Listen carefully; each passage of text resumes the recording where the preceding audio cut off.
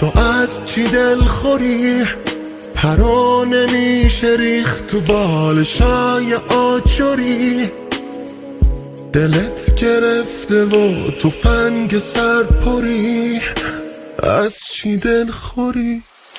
نه گریه داری و نمیشه خنده رو کشید به صورتت، گذشته هات هنوز نمیره تو کتت، بغض عادتت.